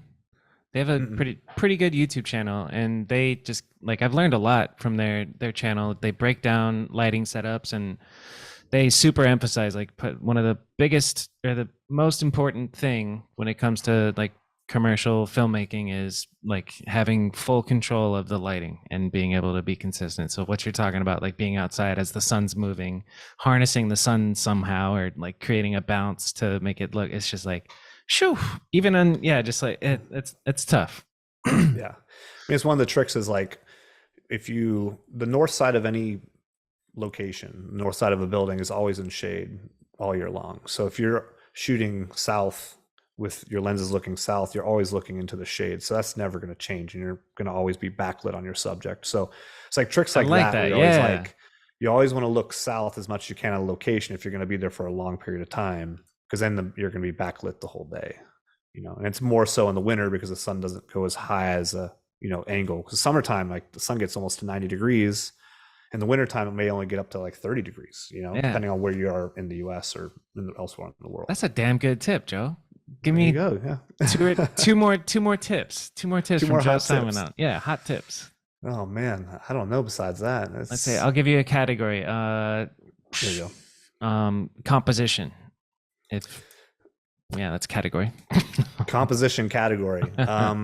Compositionally, I mean, depth is your friend always, in the sense of like, if you're shooting into spaces, look for the, to create depth in the room. Like, so say, like, Yeah. looking at the background behind me, this isn't a great one because we're pretty flat on the wall, but like having more depth and separation between your subject is really great for your Yes. composition. Or looking Yeah. into a corner of anything, like looking to the corner of a room is Yep. going to look a lot better because you're looking at two lines intersecting, Yeah. so it kind Using of comes into a directional lines, Mhm. like my It's like, corner.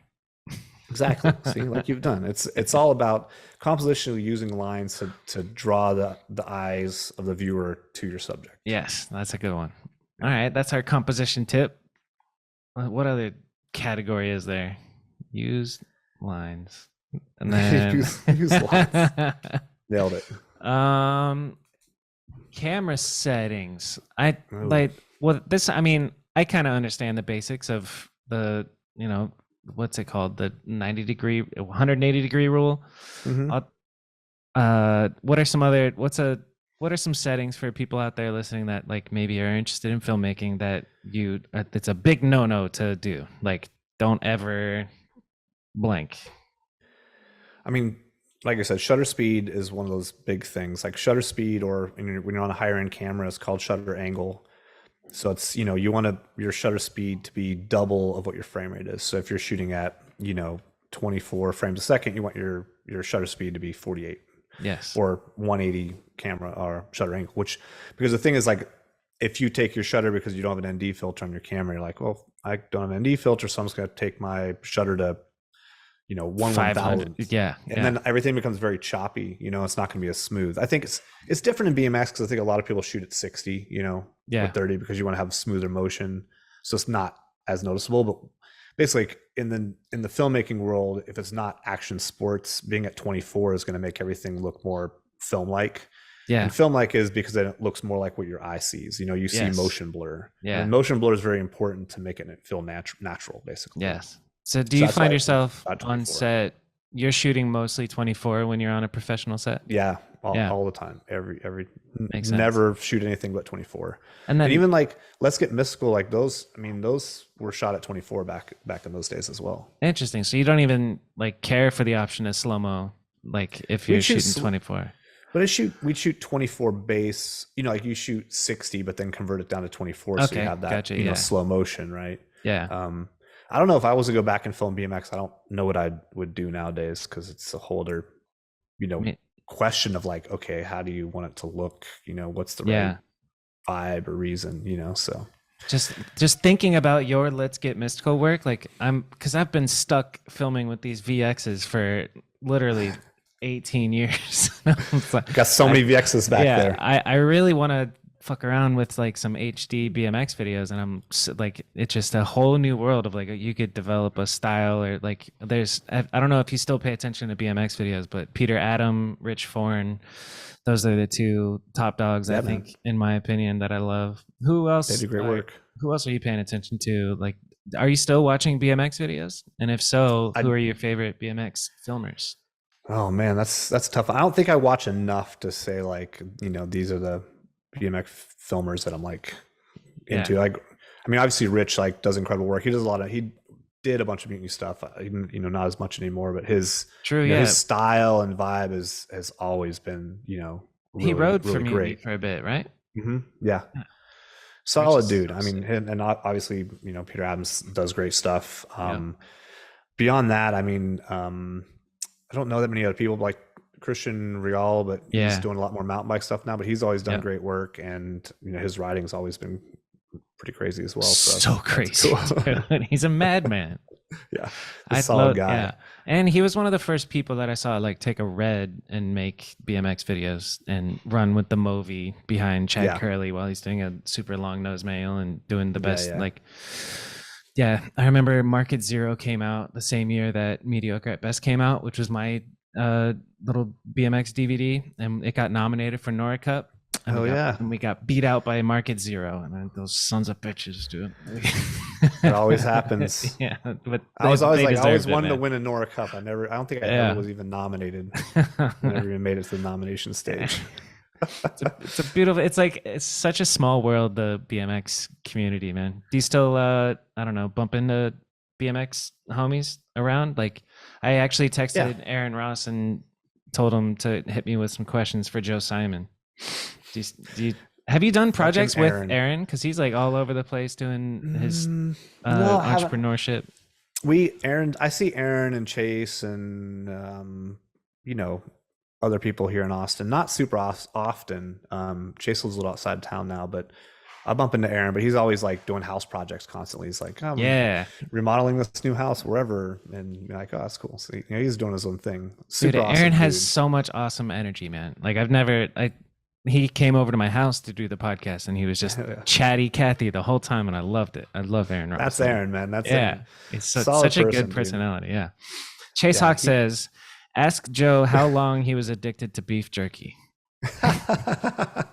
that's that's a good one. So I,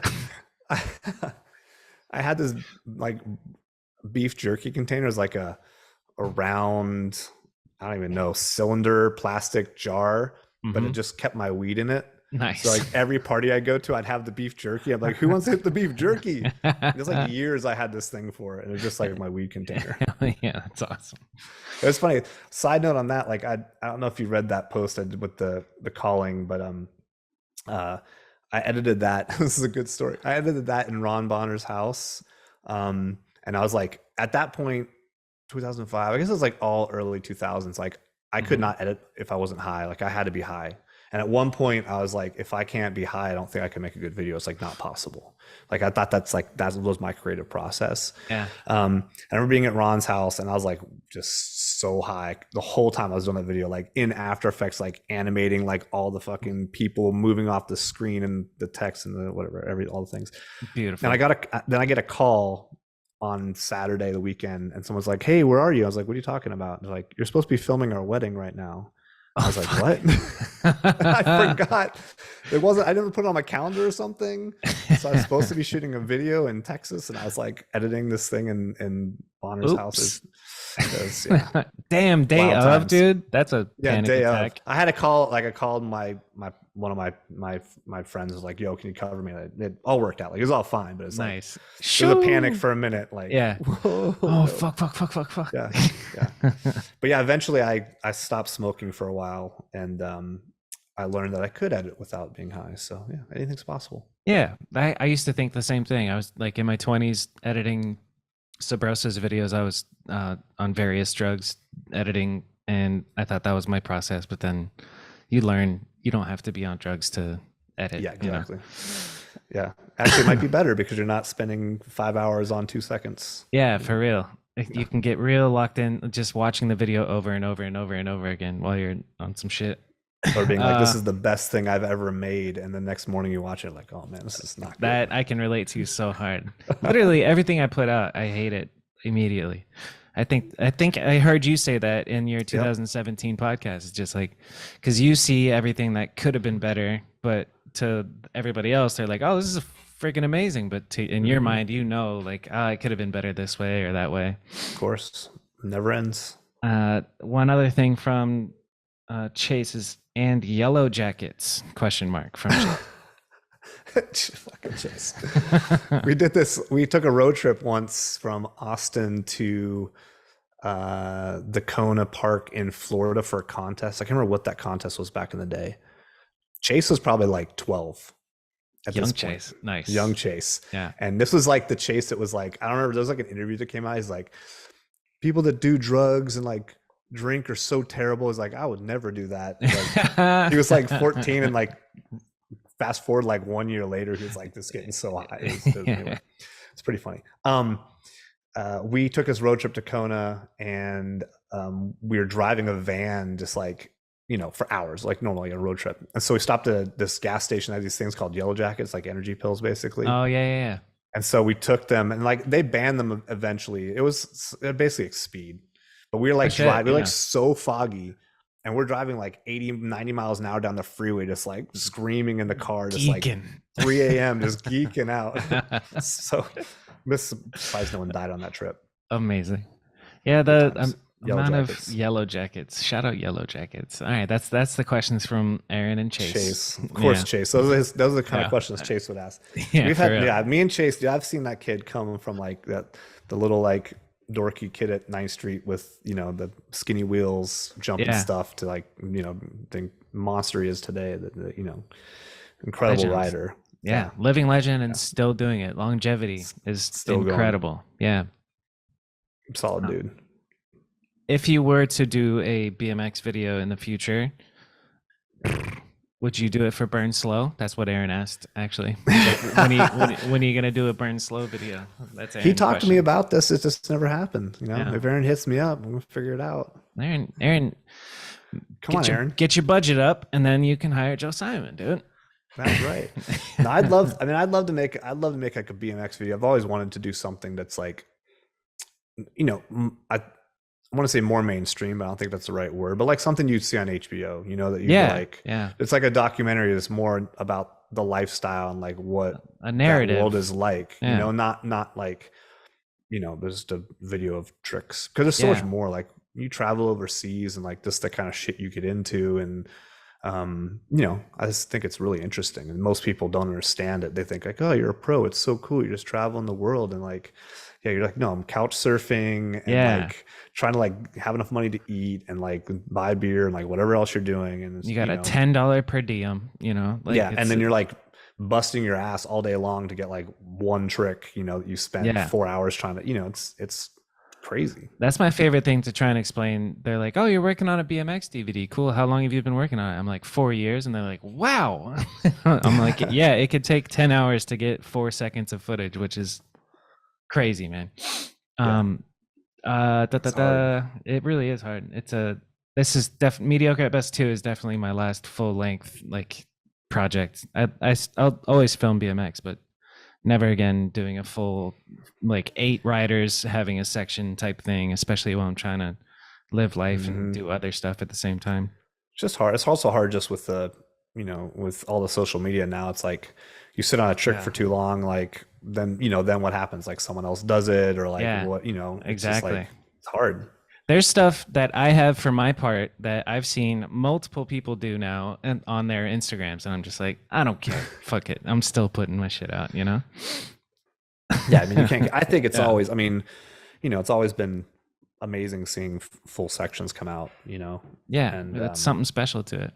yeah, I mean, especially like all the stuff Stu's always done, like Anthem, and like those videos are like Yeah. always like so epic, and Yeah. it's hard to beat sitting down watching a full video. It's just Yeah. dope. Exactly. What do you think is the perfect length for a full length BMX video? Oh man, that's tough. I don't know. 40 minutes? Yeah, that was exactly the number in my head that I thought you were gonna say. 40. I think 40 is perfect. Think too long. Like personally, I just kind of like I'm, over it. I don't know. Other kids nowadays, they might be able to sit there for 3 hours. I don't know, but Yeah, an if hour it's too short, is too long. Hours too long, and 15 minutes. Actually, 15 minutes is kind of a sweet spot, especially if it's only like 3 or 4 riders. yeah. I mean, 10 to 15 is always nice. I mean, that's like the stuff I was making and like I mean, that spring 2008 spring video for Mutiny that was like the HD one I shot with like a 35 adapter on the camera. It's like a thing they used to make the Brevis that you'd attach to like a camera, and it was literally looked like a Canon because it was so big, so you Huh. get depth of field out of it. Yeah. Um, we made like everybody's names out of foam letters and like set it up on obstacles when people were doing tricks. Yeah. Okay, I remember that. Yeah. Yeah, Holy shit. like That that was was 12 minutes. yeah. That video went pretty hard. So like that Sure kind of stuff did. was always fun. Yeah. I love that. That sticks out in my head. The names cut out in blocks and put on various spots. That was beautiful. Yeah. I mean, now So you could just do it in post. yeah, for real. Are you good with like post in After Effects, like all that Nope. shit? No, yeah, No. that's a whole nother ball game. I've done it when I've had to in the past, but I don't do it anymore. I have a couple of VFX guys now that they're incredible and they always do stuff for me. So Specialization, yeah. What? So like as a freelance cam op or DP, what do you have your own gear or do you rent for each shoot? Both. I have an Alexa Mini camera, so it's like the area is kind of like the one of the kind of cameras they film a lot of movies with. Yep. And then I kind of have a full kit, so I have like monitors and director's monitor and uh, Movi, Pro gimbal, and I have an Inspire 2 drone and a set of lenses, kind of like all kind Cinema of stuff. lenses, like Cinema lenses, prime, yeah, like Tokina Vista primes is the ones that I have. So it's like a sick, prime set, yeah. next They level. each weigh 5 pounds, or way too heavy. Yeah. Just use them when I have to because they're really aggressive. So Why do they start calling it T instead of F on the cinema cameras? I've read that answer many times and I can't remember what it was. It's basically, it comes down to like, it's scientifically the T is more accurate. Ah, It's the way that it's derived, but yeah. you'll see like they'll be like, oh, this lens is a 1.2 f-stop, and then if you see the T version, it's like a 1.5. It's like, nah, it's not really a 1.2. It's more than 1.5. It's So interesting. For anybody listening who doesn't understand what we're talking about, like a camera lens has, I think it's aperture. That's the right term, right? And the lower the number, the more depth of field you have. So like you want something that has like f2.8 is very common. But then when you get to cinema level, they stop calling it f2.8 and they start calling it t2.8 or t whatever, and it's just arbitrary seemingly, but it's it's being part of the cinema club, you're it is. cinema I mean, heads. yeah, there's no autofocus. There's no auto anything. It's all like manual. It's just like, Yeah, because everything is like precise, and it's like, this is the exact and setting I super want to have. planned And out and you have mhm. time, and that's You beautiful. never have enough time. There's never Yeah, enough that's time. true. But Yeah, dude, I just had to shoot like a little promo in a lowrider car, and like total time allowed. I showed up, and then 45 minutes later, we're done shooting. Done. First of all, writing the script, planning shots, and then doing oh everything man, within 45 minutes. It was a nightmare, and sounds about right. it turned out okay.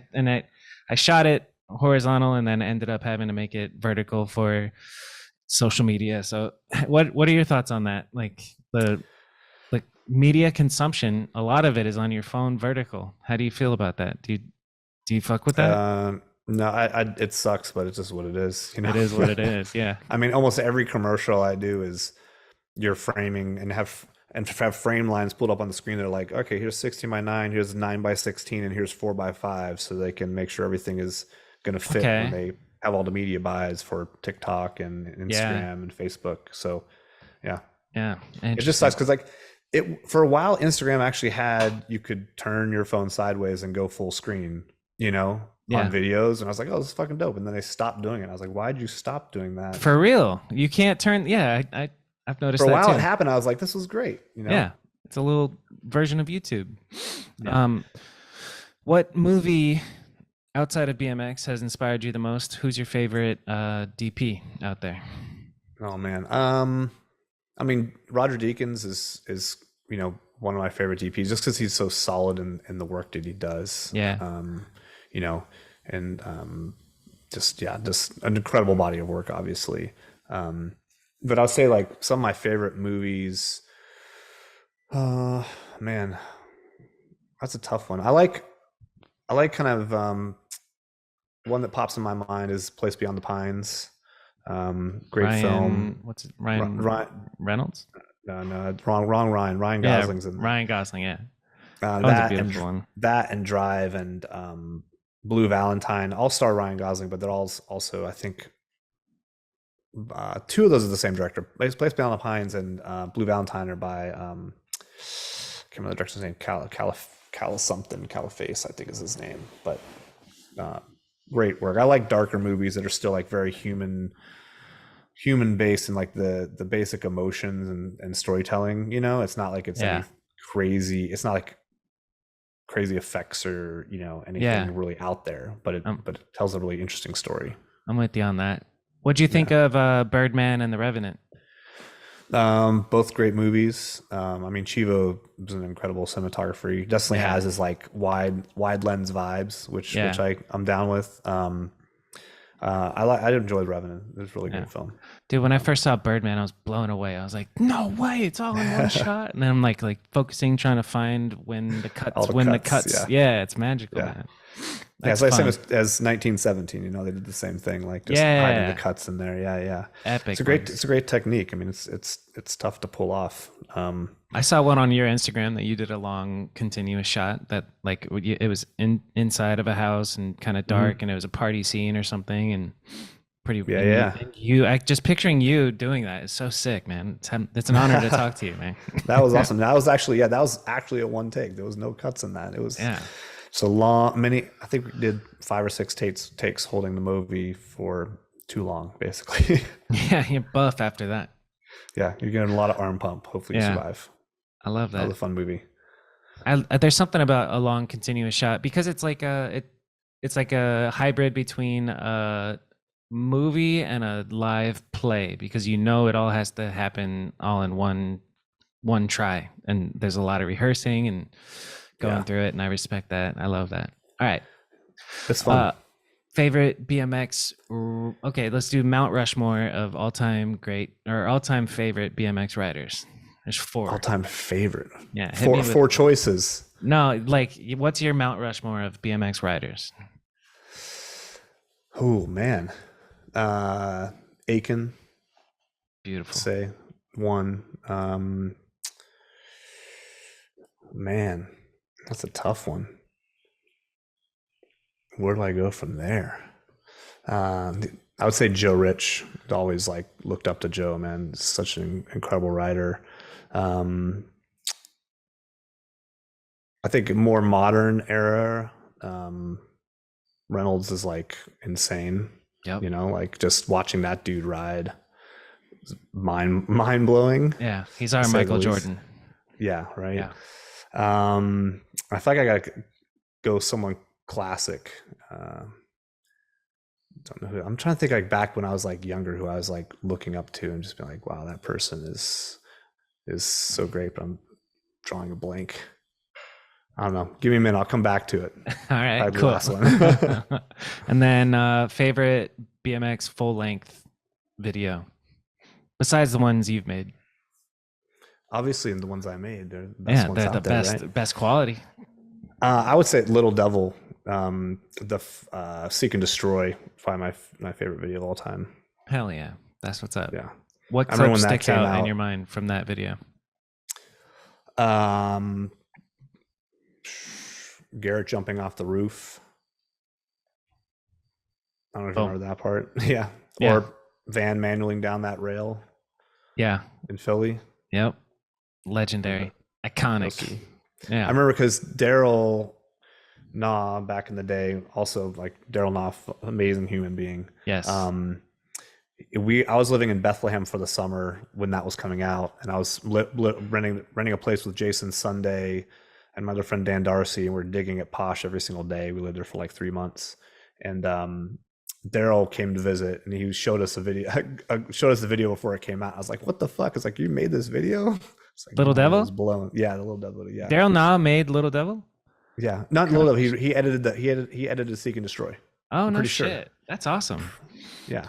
I like because I'm maybe two generations of BMX after you, and I know Daryl Nah, but I know him as the announcer and the long Yeah. like just the personality. I had no idea that he edited Seek and Destroy. That's fucking rad. I'm pretty sure, unless my mind is like You're totally probably broken, right. but Yeah. No. yeah, Yeah. That's dope. I'm learning but so much doing this fucking podcast, man, because there's so much BMX nerd shit that I don't know. yeah, It's I'd add Van Hoen to the riders list. yeah. All Obviously, right, yes, yeah, cool. Boom. That's it. That's your Mount Rushmore. yeah. There's too many people to mention. It's crazy. I mean, there's so It many really incredible is. Yeah. riders. Is there anybody? I mean, you're not quite as in it as other people. I've been asking people like, who should I know that I don't know, like right now, like young up and comers. But I would imagine you. I have no Do you have idea. an I have no idea. yeah? How? Okay, so Like, let's apply that to filmmakers. There's so many kids. It's insane. You're just Yeah. like, who, what, where? Hit me with a couple of like films that I need to watch as a if I want to heady films that I should watch? I don't know if I have much. I don't. It's funny because I watch films, but I don't. I mostly watch them out of entertainment more Oh, than nice. Yeah. like learning, just because I'm trying to get away from what I'm working all the time, you know? Mm-hmm. So I think more than anything I do that. But I think for me it's like there's some certain films that are just incredible, like Jaws, the first Jaws. That's a great film just as far as like cinema learning and the way that Spielberg works and like the way that he blocks and the way that he controls the camera and what the camera sees is it's like you can just watch that film and learn so much about how to move a camera, when to move a camera, That's you interesting. I know, should rewatch who the Jaws. attention's on. Yeah, Yeah. it's really incredible. And there's also there's like a lot of YouTube videos that break down that movie because it is so iconic in that way. Yeah. Yeah. All-time favorite director. All-time favorite director, probably Fincher. I Fincher. think like Yeah. David Fincher, Fincher. right? Yeah, yeah, Yeah. David Fincher. Just because he's is so consistent. Like Seven is one of my favorite movies that he's done. Like just Phenomenal. incredible Yeah. movie. And then like totally opposite from that, but like The Social Network's also a really great movie. But David Fincher very did different. Social Network? Yep. Interesting. Yep. Yeah. I love that movie. But that's he's so just like his attention to detail, like all of the films that he makes, like even the newer TV shows. There was that not drama, but there's that prison interview movie he made a couple years ago. They only made 2 seasons, and then he's like, I don't want to make it anymore. Where I they wish I interview remember. the serial killers? Yeah, with the interview with serial killers. Fuck. I can't remember what it's called, but I know exactly what you're talking about. So annoying. That was really well done. It's really well, but it's crazy because like so many things you would never notice, but because of the time it was made in the 70s or 80s, they didn't have handicap ramps on sidewalks. This wasn't a thing. So every place they filmed, he removed those. So it was just curbs. Or like there's areas he filmed and like the trees didn't have the right colored leaves. So he changed all That the kind leaves of on the attention to trees. Like detail. all these things that you would never know is that VFX shot that is because of the time of year they need to be there, or like how the street should actually look. And like it's insane how Yeah. like meticulous he is with that kind of stuff. Yeah. Do you, if you had the option to like, oh, we can just do that in post with visual effects or doing it practical, what's your preference? Practical is my preference, but I think there's so much you can do in post that most people don't realize was already done in post. There's so many things you see where they add, they change the sky. Like there's so many sky replacements Yeah. all the Yeah. time, like you would never notice. Or, they're adding fog in the background or haze or smoke in the background, or they're like, there's something ugly in the frame they have to remove. It's like nonstop happens. Yeah. But most people that don't have the budget can't do that. And your work also suffers because you're like, well, I wish the sunset was nice today, but it's cloudy. But You can fix if it. you have money, you just fix it. Yeah. Yeah. That's know. interesting. Yeah. What do you think of Stanley Kubrick? Stanley Kubrick's amazing. That dude's a genius. Yeah. His films are great. But He's yeah, like literal genius, like IQ on a billion. Also crazy. Yeah. I think many artists like that are. It's like they make incredible work, but they're also very difficult to work with, because they're assholes and they're like, this is my way or the highway. Yeah. Yeah, they make good stuff. Yeah, like Kanye. Kanye's a crazy He's genius. literally crazy. Yeah. Music's incredible, but crazy. Do you think we landed on the moon? Speaking of Kubrick, Definitely didn't land on. There's no way we landed on the moon. No, we landed on. Yeah, I think we did. I think that we landed on the moon, but maybe we faked some of the footage. I don't know. I haven't really dove into it. Have you ever dove into that conspiracy? I don't really get involved with conspiracies. I just like don't give a shit. I'm just like there's so much other stuff I'd rather focus on, and like I barely have time to like sit on the internet and like let me just like see what's going on. Yeah, because there's YouTube documentaries dedicated to all the clues that Kubrick left in The Shining about that. You've heard of this shit, right? Yeah. So I don't know. Anyway, dude, it's all a rabbit hole. Yeah, for real. Yeah. What would be your advice to young BMXers and young BMX kids with cameras? Like, what would you say to your younger self? I mean, have fun. If you're a filmer, I mean, it's see if you love it and you want to keep doing it, like, focus on it and see where it can take you. Because I mean, definitely, cameras are going to continue to be super important to our world for forever, and it's going to keep getting more important. I think that nowadays, because anybody can, use your phone, right, and make Yeah. great stuff. There's not really a conversation of like, well, I don't have this camera or whatever. It's Yeah. Do you just have go an make it. iPhone? Just do Just go it. make it. Yeah. Yeah. So, and I think it's also, I think so many people, especially parents and other people, are like, well, it's time to go to college, and like, what's your major going to be? You're going to be a doctor, whatever. Like, I think it takes time to figure that stuff out. I never went to school. I basically just traveled riding bikes and then got into filmmaking. But I think it also opened my mind traveling to see what the rest of the world was like, and like what other people were doing and what other people were accomplishing. And it helped me to be like, oh, I don't need to go to school to do this. Right. It's Yeah. like, if you have the Exactly. initiative and you have the push, like, go do it. Yeah. But I don't know. My thing is like, if you enjoy filmmaking, then pursue it, because it's Yeah. definitely possible.